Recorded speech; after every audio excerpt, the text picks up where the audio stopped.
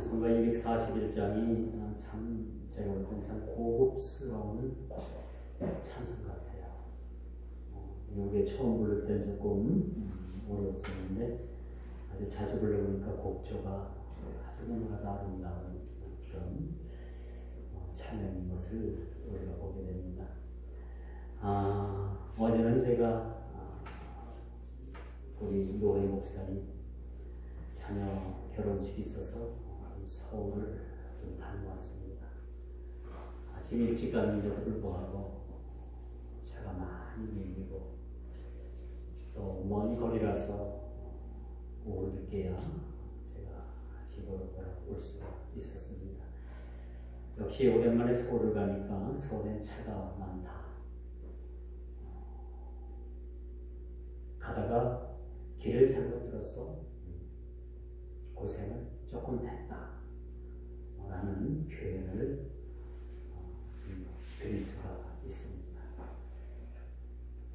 옛날에 그 목동 그쪽 공항 쪽에 김포공항이지 그쪽에는 사실 제가 서울 있을 때는 그쪽에 그 칼 아파트, 대한항공 아파트만 우뚝 서 있고 그 주위는 전부 다 논이고 밭이었었어요.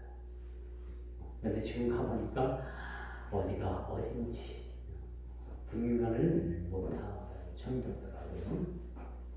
그래서 야, 세월이 참 많이 흘렀지만 참 서울이라는 곳은 아침에 눈 뜨고 일어나면 달라지고 도로가 나고 그런 상황을 좀 봤습니다. 공교롭게도 그 서울이 고향인 대산진 백양교회 신망이 허 목사님은 서울 출신이고 저는 시골 출신이고 또 어제 이제 서울이라는 곳을 같이 갔어요. 허 목사님은 이제 서울 살다가 시골 내려가서 시골 목회를 하고 저는 서울 그냥 갔다가 있다가 시골로 내려오는 그런 상황입니다. 그래서 목사님 시골 내려오신 것을 후회하지 않습니까? 그랬더니 그 목사님 하시는 말씀이 저는 내려오고 싶어서 내려온 것이 아니라 건강 때문에 내려왔습니다. 제가 시골 내려와서 살자면 저는 마땅히 죽을 사람이었고 건강이 너무 안 좋아서 시골 내려와서 이렇게 삽니다. 그런 생각을 해요. 그래서 저는 그때 생각을 잘못했던 것 같아요. 어떻게든지 서울에서 비집고 살았으면 이 서울이라는 땅에 내 집 한 칸 없겠는가 그런 생각을 그 목사님께 했더니 서로 좀 피식 먹고 말았죠. 서로 공통점이 달랐기 때문에 생각의 차이가 달랐기 때문에 그렇다고도 말씀드릴 수가 있습니다. 참 바야흐로 가을입니다. 젊은 남녀들이 결혼을 하는 그런 결혼 시즌이기도 하고 서울 그 목동에 있는 그 목동제일교회 거기서 결혼식을 올렸는데 교회에서 결혼식을 하니까 또 남다른 의미가 좀 있더라고요. 일반 예식장에서 예식을 드리면 그 시간에 그 팀들이 있기 때문에 그냥 막 밀어내잖아요. 그런데 그 교회에서 그날 하루 딱 한 팀 결혼식을 하니까 얼마나 은혜스럽고 또 여유롭고 또 이렇게 결혼식을 그렇게 거행한 것에 대해서 참 많은 그런 교회 사는 것이 이렇게 좋은 거구나 그런 생각을 다시 한번 하게 되었습니다. 참 오늘 이 본문도 사실 따지고 보면은 참 말씀을 전하기가 상당히 까다로운 말씀이에요. 제가 어쨌거나 중심을 잡지 않고 이 설교를 하지 않으면 여기 있는 여러분 성 대결이 될 수가 있어요. 남성과 여성이 싸울 수도 있는 상황이 될 수도 있다라는 것을 보게 됩니다. 그러나 여러분 분명한 것은 우리가 이 말씀을 가지고 오인을 하게 되면은 이 남녀 대결 구도로 오인을 하게 되면 이미 이 본문은 우리에게 함정을 파놓고 있기 때문에 함정에 걸려드는 것이다 라고 말씀드릴 수 있습니다. 그래서 여러분 이 본문 말씀을 편견이 없이 이렇게 여러분들이 말씀을 대하고 또 이 본문이 우리에게 주는 이 본문이 사실 어떤 의미를 가지고 있는가라는 것에 대해서 우리가 참 심사숙고해서 이 말씀을 받아들이지 않으면 오해가 생길 수 있다라는 것을 여러분들 초두의 말씀을 드리고 말씀을 이렇게 시작하도록 합니다. 오늘 본문에도 보니까 하나님께서는 인간을 평등하게 지으셨을 뿐만 아니라 차별이 아닌 구별을 주십니다. 여러분 남자와 여자가 하나님께서 평등한 조건으로 지어주신 것. 다시 말씀드려서 차별을 두고 하나님께서 남과 여를 지우는 건 아니라는 얘기죠. 어떤 분들은 우스갯소리로 남성은 흙으로 지었기 때문에 물에 남성을 넣는 흐지부지해져 버리는 게 남성이라고 하고요. 그 남성의 뼈에서 뼈를 취해서 갈비뼈를 취해서 여성을 만들었기 때문에 여성은 물속에 넣어도 흐지부지 되지 않는다는 거예요. 어떤 이유에서 보면은 이런 이유에서 보면 여성이 훨씬 더 고등적으로 만들어졌다라고 그렇게 이야기하는 분들도 있습니다만 어쨌든 우리 인간을 지으셨다는 것은 흙으로부터 그 기운을 우리가 찾게 되는 것이죠. 그러면 오늘 이 본문이 이제 12절에 보면은 15절까지 이런 말도 있었구나 해서 남성 우월주의적인 생각을 갖게 시는데 절대 이 말씀은 남성이 우월하다 또는 차별적으로 남성과 여성을 만들었다라고 이야기는 안 되는 거죠. 차별은 아니고 구별입니다. 차별을 둬서 인간을 하나님께서 만든 것이 아니라 구별되게 만든 거예요. 한 부류는 남성으로, 한 부류는 여성으로 만든 거죠. 그건 하나님께서 하신 거예요. 그렇게 만드신 거죠. 여기에 차별이라는 것이 있을 수가 없죠. 그러나 우리는 대대로 봉건주의적 사상에 살면서 남존여비 사상을 가진 사람. 남자는 존귀하고 여자는 비천하다라는 그런 사상을 가지고 살았기 때문에 여성들이 지금은 그에 대해서 굉장한 불만을 가지고 있을 뿐만 아니라 여권 신장이 이젠 남성 신장을 뛰어넘어서 남성 우월주의를 지금 완전히 넘어서고 있다는 사실도 우리가 보게 되는 거죠. 이 사실 따지고 보면 이런 남성 여성의 이 성평등은 서로가 넘어서도 안 되고 서로가 낮춰서도 안 되는 거죠. 평등하다라고 말씀드릴 수가 있어요. 이런 시각으로 본문을 봐야지 오늘 12절부터 15절을 읽게 되면 이런 일도 있었어. 그렇게 성경이 평등하다더니 하나님은 공평하신 하나님이시라더니 이 본문을 말씀은 이게 뭔가라고 우리가 의문을 던질 수가 있습니다. 그렇게 되면 이런 함정에 빠지다 보면 이 본문 해석이 어려워집니다. 본문 해석의 함정에 우리가 빠져서 본문 해석을 할 수 없다라고 그렇게 말씀드릴 수가 있는 것이죠. 그러므로 여러분 차별이 아닌 구별이라는 사실, 차별이 아닌 구별인 거예요. 그래서 제가 어릴 때 보면 우리 어머님들, 우리 할머니들은 남성이 먹는 상에서 같이 먹지 못하고 부엌에서 쪼그리고 앉아가지고 그렇게 음식을 먹는, 난 이런 거 정말 잘못됐다고 봐요. 그렇죠? 참 이런 일들이 우리 불과 20-30년 전에 그 거슬러 올라가면 그런 일들이 비일비재했던 거예요. 이런 것들은 마땅히 타파돼야 된다라고 말씀드릴 수가 있겠죠. 자, 그래서 교회 안에서도 각기 남녀는 뭐예요?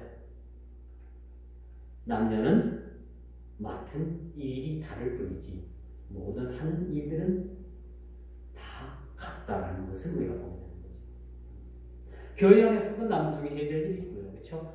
여러분 가정으로 돌아가면 가정에서도 남성이 해야 될 일이 있어요. 모시를 받거나 그렇죠?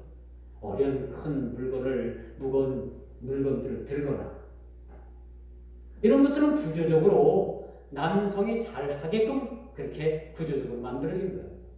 물론 개중의 여성들도 잘하는 분들도 있겠지만은 구조적으로 보면은 남성이 훨씬 더 여성들보다 이런 부분들에 대해서는 탁월하기 때문에 남성들이 해야 된다는 것을 말해주고 있는 거죠. 그래서 남자는 밖의 일을 책임지고 여자는 안의 일을 책임지는 것이 보통 우리들의 맡은 그런 일들이라고 우리가 볼 수가 있습니다. 근데 오늘 본문 8절에 보니까 남성들은 분노와 다툼이 없이 거룩한 손을 들어 기도해야 된다라고 말하고 있죠. 당시 여러분 그 교회 안에서도 상당히 유대교에서 예수를 믿는 그런 부류가 있었고 헬라인이나 이방인들 중에서도 그 이방신을 믿다가 예수를 믿는 부류들이 있었어요.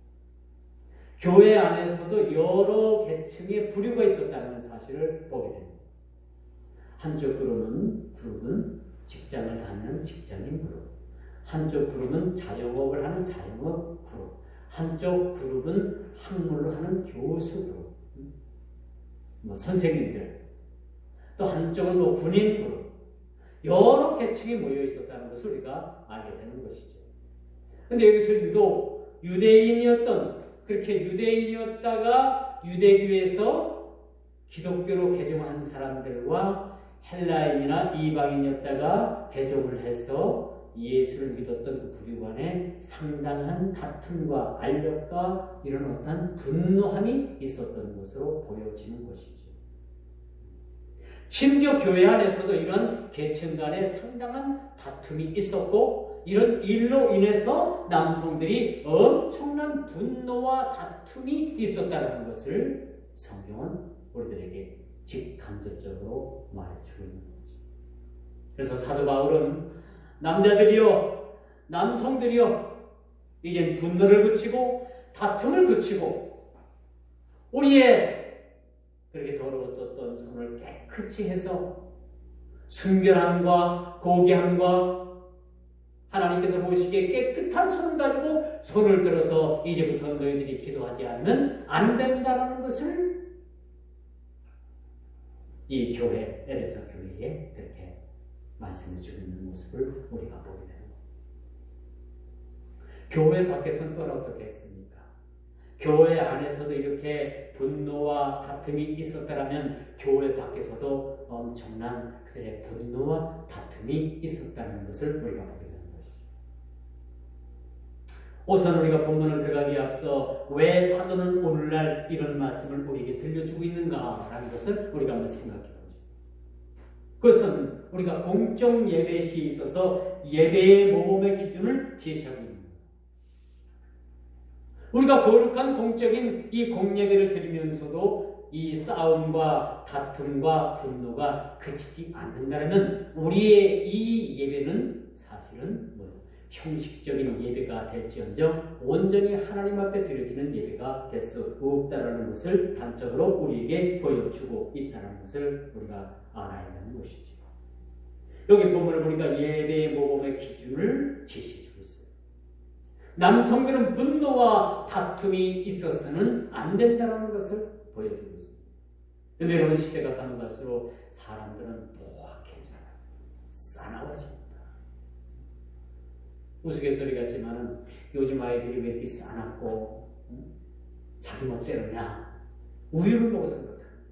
옛날에는 어머니 모유를 먹고 어머니 심장 소리를 듣고 그 안정적으로 아이들이 성장을 했는데 요즘은 모유를 그냥 전혀 안 먹이고 처음부터 우유를 먹여가지고 이러면 소가 사람을 떠받는 습성이 있어요. 떠받는 습성.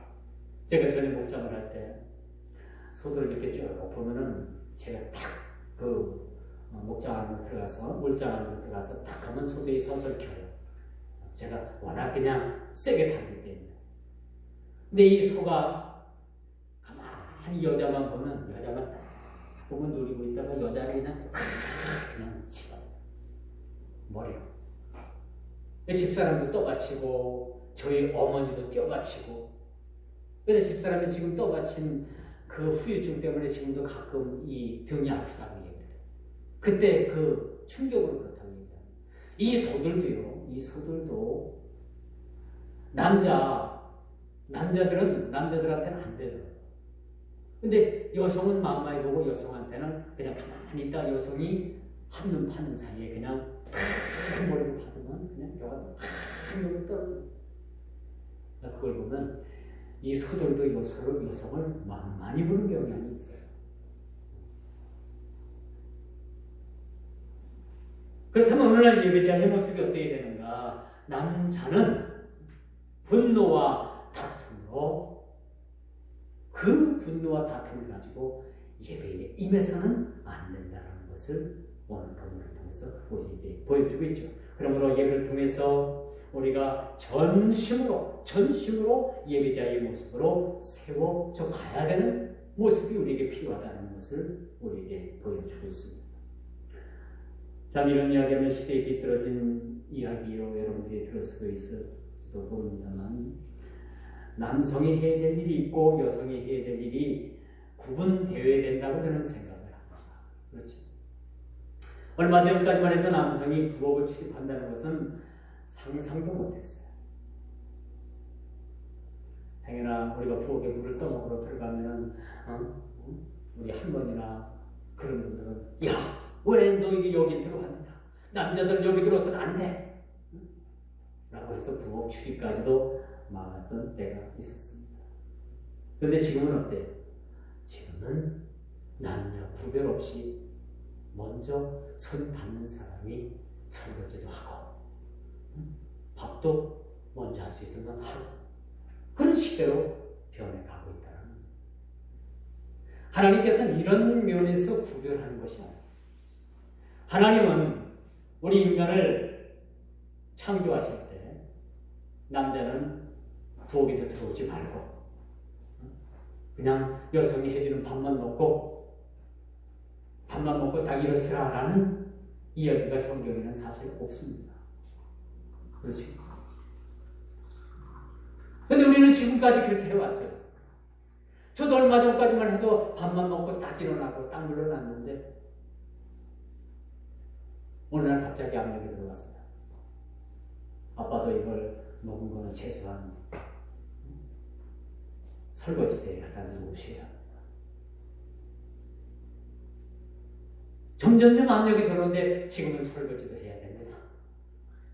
가끔은 하고 내가 좀 안 하고 싶으면 또 안 하는 때도 있지만 아내는 저에게 그런 얘기를 합니다.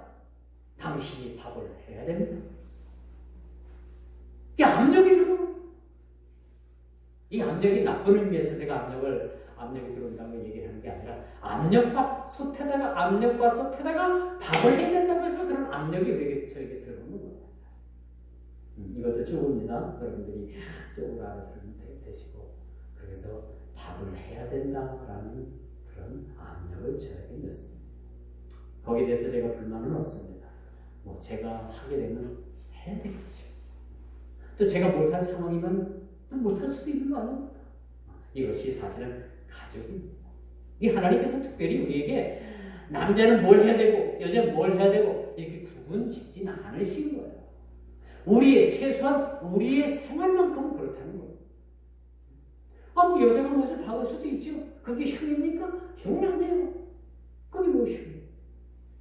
어떤 사람은요, 어느 가정 부부를 보면 남자가 더 연약해 여자보다. 그래서 여자가 전부 다 못도 받고 남자가 연약한 분들은 많이 있어요. 그래서 이런 걸 가지고 모순이라고 얘기하지 않는다는 겁니다. 여러분 이거 유명 호텔 같은 데 가면 주방장이 거의 다 남자입니다. 인류 요리사가 거의 다 여자보다도 남자가 훨씬 더 많아요. 이런 아이러니한 그런 상황이라고 볼 수가 있겠죠. 그래서 여러분 오늘 본문을 보면서 여러분들이 이해해야 되는 것이 뭐냐? 가정에서는 얼마든지 무슨 일이든지 역할을 나눠서 할 수 있고 어떤 일을 해도 가정에서는 흉이 되지 않는다는 것을 여러분들이 염두에 두고 본문 말씀을 대해야 됩니다. 그러나 바울이 말하는 교회 안에서만큼은 차별이 아닌 구분을 지어서 일하자는 거예요. 교회 안에서 남녀가 차별을 두는다 하면 여러분 한국교회 70%가 70% 가까이가 다 여성인데 여성들이 여러분 파업해봐요. 교회가 돌아가겠습니까? 안 돌아갑니다. 절대 돌아갈 수가 없는 거예요. 그래서 오늘 바울이 말하는 이 교회에서만큼의 취지가 뭐냐? 우리가 차별이 아닌 구분을 하자는 거예요. 여성을 차별하고 남성을 차별하는 게 차별이 아니라 구분을 지어서 일을 하자는 겁니다. 바로 그런 취지죠. 남성들은 그 지위를 이용해서 폭압적인 힘으로 예배 분위기를 몰고 가서는 안 된다는 거죠. 안 된다는 거죠. 교회 안에서까지 남성 우월주의가 팽배해지면은 이미 그 교회는 많은 기능을 잃어버리게 됩니다. 많은 기능을 잃어버리고 많은 일꾼들을 잃어버리게 된다고 말씀드릴 수가 있습니다. 즉 공중 예배에 있어서 남자와 여자가 지켜야 될 규율을 다루고 있는데 바울은 먼저 남자들이 교회 내에서 먼저 서로 화목한 상태로 일을 하라. 화목한 상태로 하나님께 기도할 것을 그렇게 권장하고 있다는 거죠. 예수님께서도 말씀하시기를 하나님께 기도하고 경배하는 일에 여러분 평화가 먼저 있어야 된다라고 예수님께서는 평화를 먼저 주장하신 사실을 여러분 아십니까? 여러분 예수님께서는 그 로마의 국정, 그 동족의 그 지도자들의 예수님에 대한 그런 많은 억압, 이 모든 것을 그런 폭력을 비폭력으로 막아내셨던 분이 바로 예수님이십니다. 아십니까? 예수님께서 하늘의 천사를 내리셔가지고 그 예수님을 괴롭히는 사람들을 묶을 권세가 없었겠습니까? 십자가에 매다는 그 포악한 병정들을 손발을 묶을 권세가 예수님께서 없으셨겠어요? 아니에요. 하나님의 뜻을 이루기 위해서 예수님께서는 그 폭력을 비폭력으로 다 막아내셨거든요. 오늘 본문 말씀이 바로 그런 얘기예요. 남자들은 폭력 쓰지 말고 분노하지 말고 그래서 공예배를 그렇게 허투루서는 안 된다라는 사실을 우리에게 보여주고 있습니다. 요즘 ASF라는 그런 아프리카 돼지열병이 우리나라로 경기 북부 또 강원도 이런 쪽에서 창궐을 하고 있죠. 추측하건대 이 멧돼지로 인해 가지고 북한에서 내려온 멧돼지로 인해 가지고 사체에서 아마 바이러스가 그쪽으로 옮기지 않았는가라는 그런 역학적 조사가 그렇게 이루어지고 있다고 합니다. 좀 타당성 있는 말이라고 해요. 엊그제는 여러분 7마리 멧돼지가 이 청주시 일원에 나타나가지고 경찰을 한 명이 다쳤다고 하죠. 또 그 이튿날은 또 멧돼지 한 마리가 출현을 해서 차에 그만 부딪혀가지고 현장에서 죽었다고 합니다.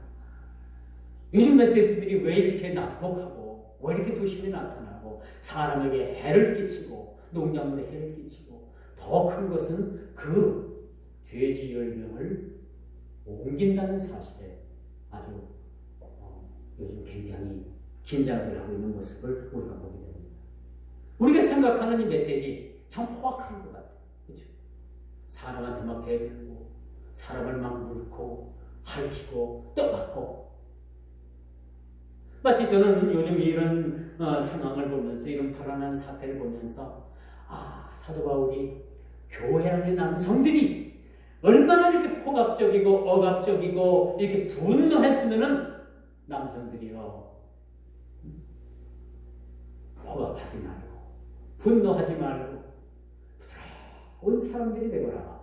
부드러운 마음들을 가져서 그 부드러운 손, 깨끗한 손을 가지고 너희들이 손을 들어 기도해야지 하나님께서 그 기도를 들으실 뿐만 아니라 그 예배를 받으시지 않겠느냐라는 말씀을 그렇게 하고 있음을 우리가 보게 됩니다.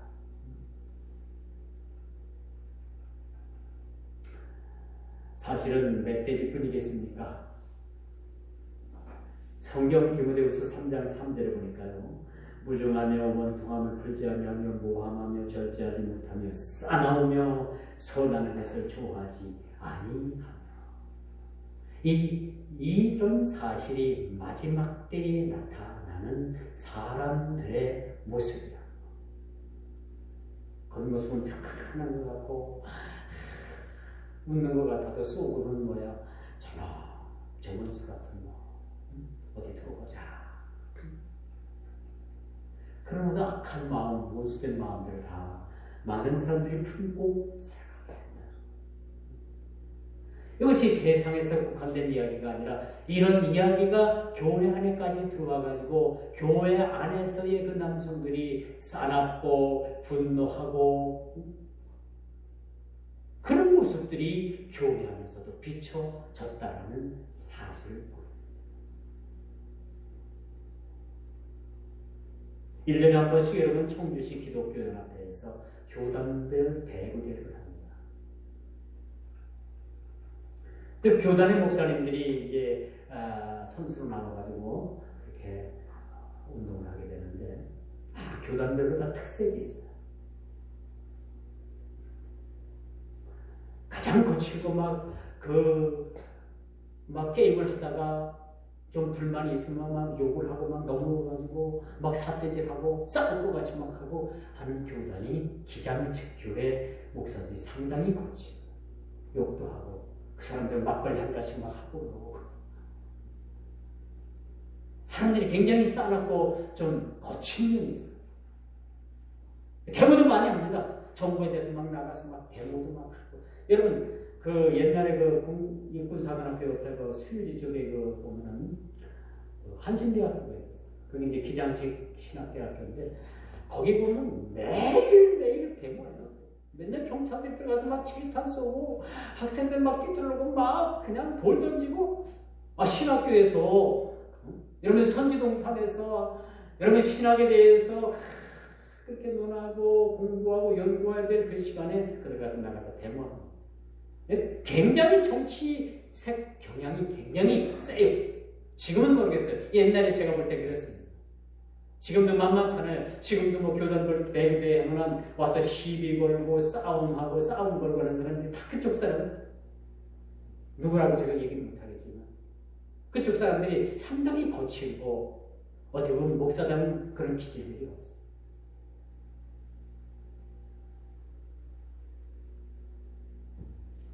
마지막 때에 고통하는 때의 사람들의 모습을 이야기하고 있습니다. 세계 곳곳 도처에 테러가 발생하고 있죠. 수많은 사람들이 이 테러의 대상이 돼가지고 많은 사람들의 생명이 그렇게 생명을 앗아가고 있는 모습들을 우리가 보게 됩니다.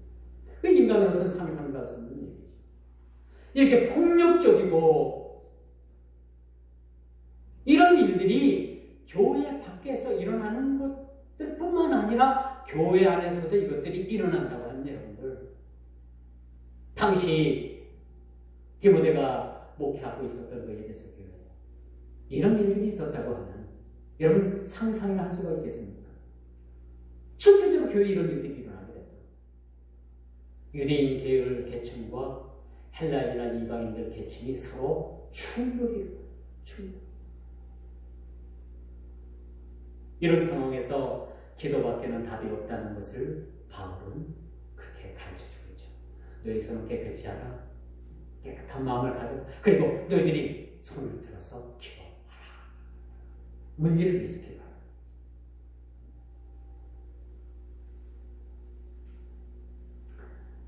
근데 이제 8절에 보면요, 여러분 이제 남성들만을 위해서 그렇게 이야기하는 듯 하는데 9절에 보니까 참 또 이와 같이 여자들도 그렇죠? 이 하나님은 공평하신 것 같아요. 남성들만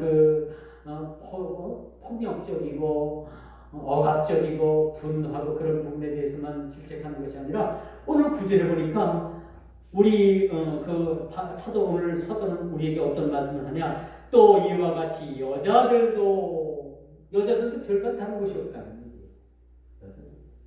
당시 교회 안에는요 상당히 부유층 여성들이 그렇게 교회를 나오고 있었는데 그는 고급스러운 옷을 입고 금장색의 어떤 그런 것들을 이렇게 너무 과하다 할 정도로 그렇게 몸에 지니고 머리를 따고 그렇게 굉장한 사치스러운 모습을 가지고 교회에 나왔다.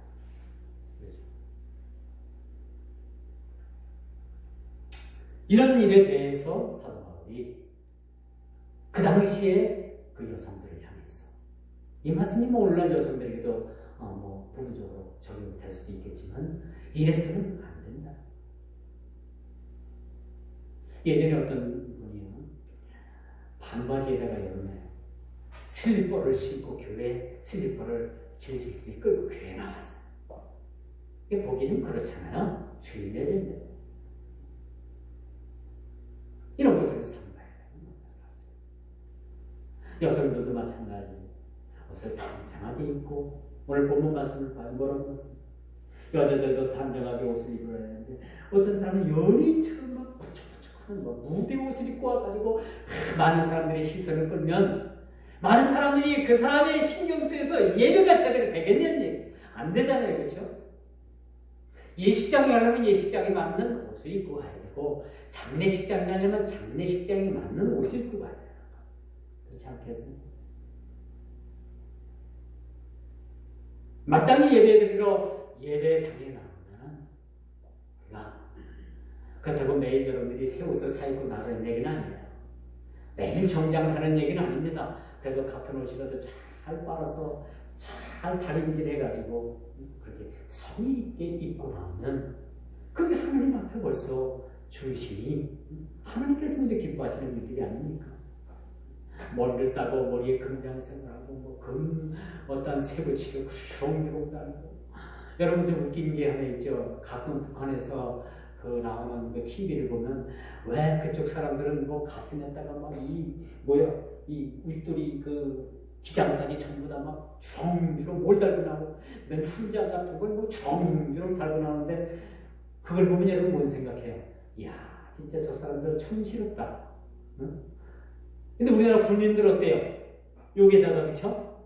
여기 가슴에다가 전부 다 그걸 뭐라고 하는지 몰라. 저기 아들이 가르쳐줬는데 그걸 정장이라고 하든가 희장이라든가 거기 있어요. 하나하나 무슨 표창장 받거나 전공 올리거나 할 때마다 그만한 거 하나씩 달아요. 이렇게 많이 달면은 활동도 많이 한다는 얘기예요. 얼마나 보기도 좋아요. 그렇죠? 간소하고. 오늘 구절 이야기 바로 그런 이야기입니다. 여성들 절대 여기 계신 우리 여성들 되시는 우리 성도님들을 잘 오해가 없이 들었으면 좋겠어요.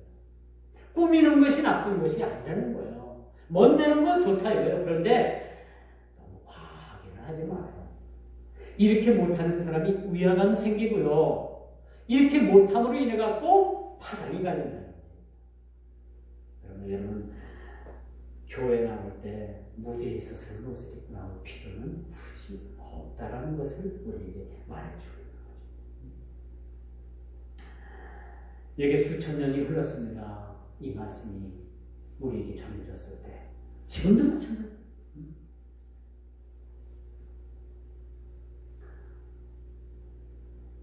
요즘은 교회의 예배 분위기가 과거 수천 년 분위기와는 많이 다르다고 할 것입니다. 과거 분위기와 사뭇 달랐다는 것을 우리가 느끼지 않습니까? 복음송을 예배 시간에 자유롭게 부른 지가 과연 우리가 얼마나 됐다는 거죠? 손뼉 치면서 찬양하는 때가 과연 얼마나 됐어요? 불과 얼마 안 됐어요. 그런 지가. 저희들이 속해 있는 그런 교단에서는 아직도 주일 공예배 때에는 복음성가를 안 부릅니다. 근데 자유주의 쪽에서는 주일 본예배에서도 막 올라서 기타 치고 드럼 치고 복음 선가 막 부르고요. 근데 요즘 특색이 점점점 어떻게 가느냐? 예배 설교 시간은 점점점 줄어들고 나머지 시간을 찬양하고 춤추고 그런데 많이 할애하고 있어요.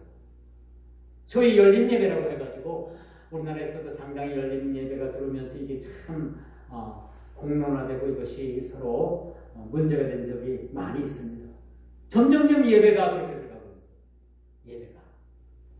예배가 축제 예배다 해가지고 어떤 목사님은 설교 본절 한 절 딱 읽고 5분 내의 메시지를 딱 끝내고 나머지는 전부 다 찬양하고 춤추고 지금 미국 같은 그런 교회에서는 아주 이런 것이 아주 익숙해져 있어요. 그래서 한국은요, 여러분 이 땅 이 조국 교회가 장로교가 많은 건 그래도 우리의 품성들이 사람들의 성격이 장로교단하고 많이 이것이 맞아 들어가요. 우리의 감성이 장로교단하고 너무너무 맞아 들어가기 때문에 장로교단이 이 땅에 많은 거예요. 처음에는요, 여러분 지역으로 나눠져서 이 충청 지역은 장로교 간판 걸었다가 장로교 간판 띄고 감리교 간판 걸었습니다. 초대 한국교회 때 그게 됐었어요. 그래서 이 충청 지역에 감리교가 사실 많아요. 그렇게 지역을 나눠줬기 때문에 그렇죠. 경상도, 전라도, 경기 서울권은 장로교가 상당히 많습니다. 근데 한국 교회, 이 조국교회에 거의 한 65% 내지 70%가 장로교입니다. 이게 우리나라의 정사구나. 사람들 점잖아. 교회에서는 폭력적인 사람들 봤습니까? 없어요. 일부 문제가 된 교회들에서는 그런 폭력적인 일들이 있다고 해요. 그렇다면 여러분 예배의 형식이 어떠하든지 오늘 이 사도의 지적은 여성들도 이와 같이 단정하게 옷을 입으라. 소박함과 정절로 또 자기를 단정하고 따은 머리와 금이나 진주나 값진 옷으로 하지 말고 오직 선행으로 하기를 원합니다. 그렇게 이야기합니다. 그렇다고 해서 여러분들이 칙칙한 옷을 입고 그런 모습으로 와서 앉아있으면 되긴 절대 아니에요. 분위기에 맞게 또 여러분 상황에 맞게 환경에 맞게 여러분들이 행동하는 거죠. 옷부림겠습니까? 금이나 진주나 값진 옷으로 하지 말고 오직 모든 것을 선행으로 하라는 얘기예요. 그리고 소박함으로 하는 얘기예요. 정절로서 하는 얘기예요. 그리고 자기를 그런 모습으로 단장을 하라는 얘기입니다. 찢어진 데님 바지를 입고 교회 출석하는 것은 삼가해야 되겠죠. 이 데님 바지가 일부러 막 이렇게 무릎도 찢고 다리도 찢고 막 찢어가지고 노들노들한 걸 입고 오잖아요. 그래서는 그런 옷들은 좀 최소한 삼가해야 된다는 거죠. 또 여성들이 지나치게 짧은 그런 스커트를 입고 와가지고 강단에서 다 보여요. 다. 그러니까 여러분들이 좀 긴 옷을 입고 오는 것도 예의라는 사실을 우리가 알게 되는 것이죠. 또 여러분, 여성들이 자신들의 연약함을 너무 내세워가지고 너무 지나치게 자기 중심에 빠져서는 이것도 옳지 않다. 어떤 사람은 아이고 여자는 연약하니까 해서 아무것도 하지 않는다면 모두가 다 우리 여성들은 연약한데 여성들이 해야 될 일을 누가 해야 되겠습니까? 그런 부분들도 오늘 본문에 포함되어 있다는 사실을 우리가 보게 됩니다. 따을 머리는 당시 부유층 여성들이 너무나도 과도한 차림의 교회 취약층 여성들에게 위축감을 조성했다는 사실도 우리가 봅니다.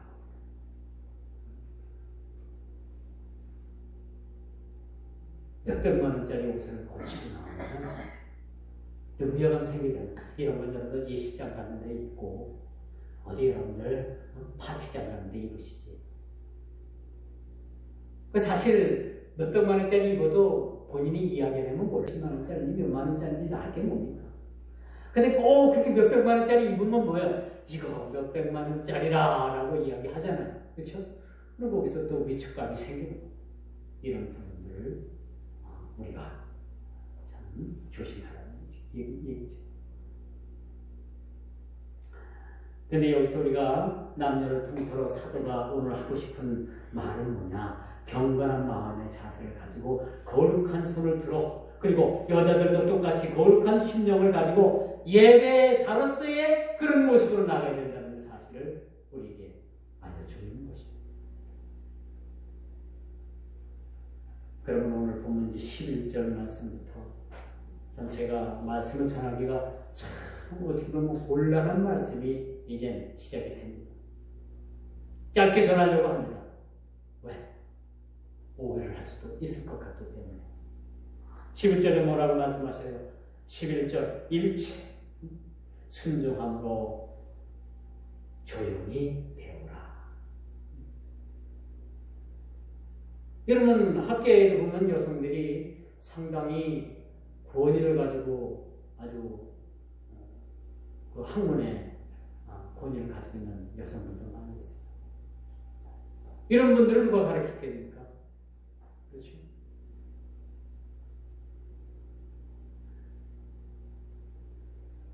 이 말씀은 예배는 형식이 아니며 신령과 진정으로 드려야 된다는 이야기뿐만 아니라 교회 안에서의 남녀의 역할을 정확하게 구분시켜 주고 있는 것입니다. 교회 안에서 여성이 남성을 가르치는 것, 여러분 어떻게 생각을 합니까? 뭐 많이 알면 가르칠 수도 있겠죠. 그런데 대다수의 남성들이 여성들에게 가르침을 받으려고 하려는 마음들이 없는 것 같아요. 일단은 조금 마음에 들지 않는 모습들을 하고 있다는 거예요. 만약에 그렇다면 교회 안에서 여성들이 남성을 의도적으로 나누고 가르치는 일들은 삼가해야 되지 않겠느냐라는 사도 바울의 권면이에요. 상황을 잘 들으셔야 돼요, 여러분. 그런데 그렇지 않게 여성들이 모든 사람, 남성뿐만 아니라 모든 대중을 상대로 교육할 수 있는 그런 교육자진 자질을 가지고 할 수 있는 그런 일들이 있다는 것도 우리가 한번 생각하고 고려해야 될 필요는 있다라고 말씀드릴 수가 있는 거죠. 오늘날 교회 안에서 큰 소리 날 때마다 남성들은 오늘 본문 11절 말씀부터 19절 말씀을 딱 갖다 펴놓고 뭐야?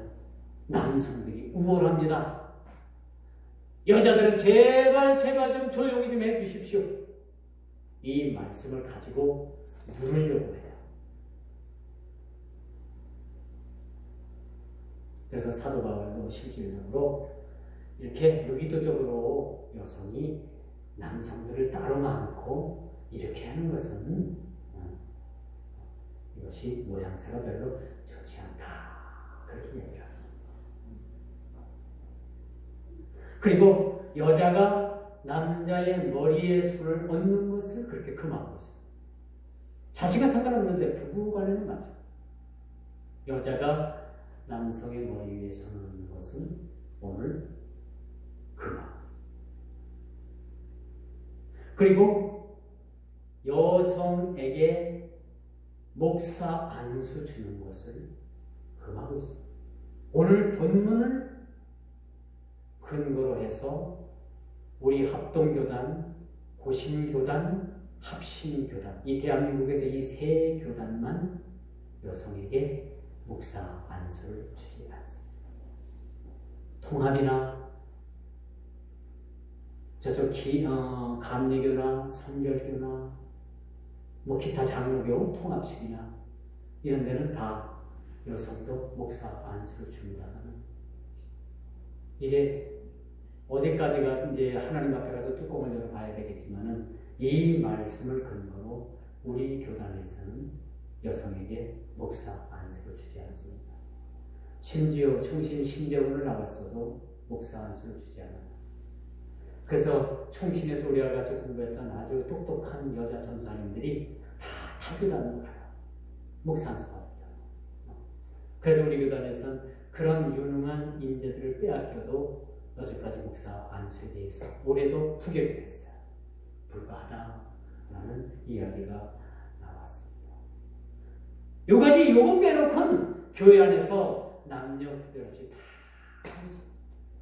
다 할 수 있어요. 우리 교단에서는 여성들에게 장로 안수를 하지 않잖아요. 이것도 교단 법이고 이걸 근거로 해서 여성 장로 목사를 세우지 않는다. 기분 나빠하지 마십시오. 여기 앉아 계신 여러분, 목사님 그렇게 말씀하시는데 오늘 교회 오늘부터 여성도들은 파업합니다. 한번 곤란한 거예요. 제 말씀은 잘못 이해를 한 겁니다. 사도 바울이 요것만큼은 금하고 있기 때문에 오늘날 우리도 이것을 따를 수밖에 없다는 것을 여러분들이 이해를 해주시기 바랍니다. 다시 말씀드리면 오늘 이 본문 말씀은 차별이 아니라 뭐예요? 구분이에요. 여러분을 차별하는 것이 아니라 구분을 짓기 위해서 남자는 마땅히 이런 일을 해야 되고 여성은 이런 일을 못하는 대신 이런 일을 해야 됩니다라는 이야기를 사도 바울이 오늘 본문을 통해서 얘기해 주고 있는 거예요. 여성이 목사 안수 안 받는 것, 여성 장로가 되지 못하는 것. 그 대신 우리 교단에서는 권사님들을 항전직으로 권사님들을 세웁니다. 다른 교단에 우리 권사님들은 여성 장로님과 같은 그런 사실은 직책을 여러분들이 가지고 있는 거예요. 교회 안에서 정식 직원은 누구냐? 목사, 장로, 권사님. 이 세 가지가 항전직이에요. 항전직. 그 중에서 목사는 사례비를 받고 나머지 분들은 무료로다가 여러분 봉사하는 그러한 직책, 항전직을 여러분들이 가지고 있는 거예요. 여러분들을 권사의 직책에서 장로의 직책에서 내려놓으려면 투표를 해야 됩니다. 그냥 기분 나쁘다고 해갖고 에이 권사님 그만두세요.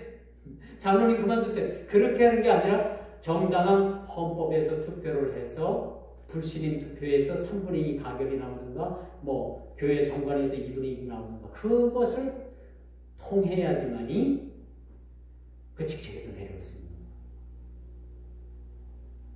목사 사임도 마찬가지예요. 불신임 투표 3분의 2가 되면은 목사도 내려와야 돼요.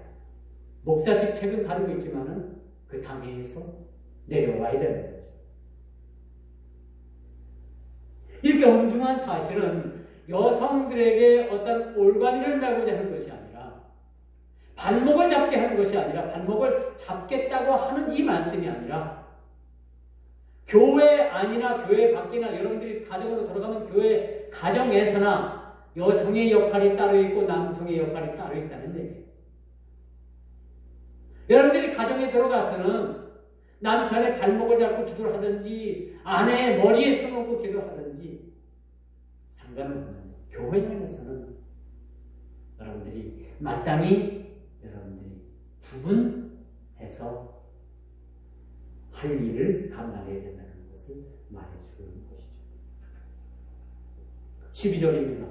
여자가 가르치는 것과 남자를 주관하는 것을 허락하지 아니하노니 오직 조용할지니라. 조용하고 이런 부분에 대해서는 조용. 내가 어디 인류대 스카이 대학을 나오고 여러분들 보니까 참 무식하고 기초도 없는데 여기 목사님부터 와서 앉으세요. 제가 뭘 좀 가르치겠습니다. 더더군다나 남자들만 좀 남자 집사님들, 장로님들, 남자분들만 남으세요. 그러면 그리고 자기가 가지고 있는 지식을 막 가르칩니다. 그리고 가르침을 받는 사람들이 기분이 좋겠어요? 안 좋죠? 안 좋죠. 당신이 얼마나 많이 알고 있는지 모르겠지만 적어도 내가 당신한테 배우지 않겠어. 그런 생각들을 가지고 있다. 이게 성경적이다 아니다를 떠나가지고 오늘 본문 말씀을 통해서 이렇게 질서를 우리에게 재편해주고 있는 거예요. 질서를 정해주고 있는 거예요.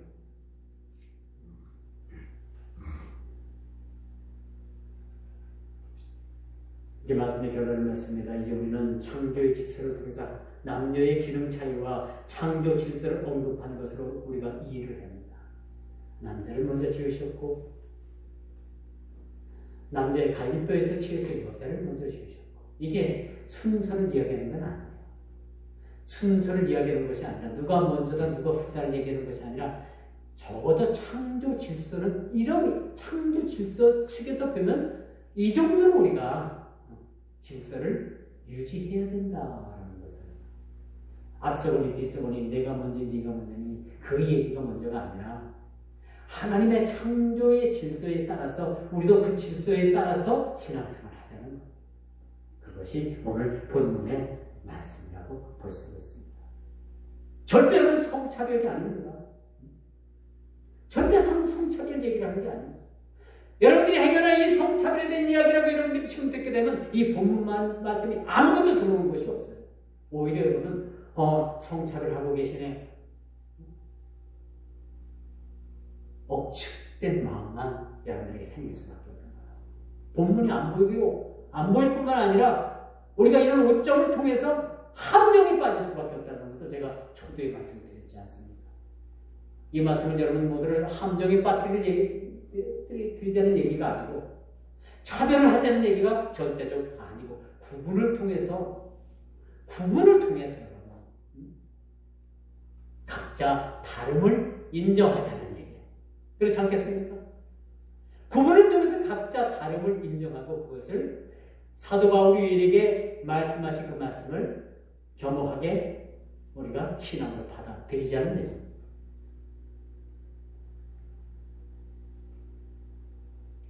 이것이 하나님의 질서의 조화로움의 일면을 우리에게 보여주고 있는 말씀입니다. 은혜로움의 조화, 서로 맞는 질서를 따라서 차별이 아닌 구분을 통해서 우리가 하나님 앞에 행하는 모든 일들이 은혜로서 조화를 이룰 수 있다는 사실들을 우리가 꼭 기억하시고 이 시대의 우리 모든 그리스도인들에게 이 말씀이 곡해되지 않고 성차별이라는 그러한 함정에 빠지지 않는 그런 귀한 믿음의 신앙을 소유하시기를 주님의 이름으로 축원하면서 말씀을 맺도록 하겠습니다.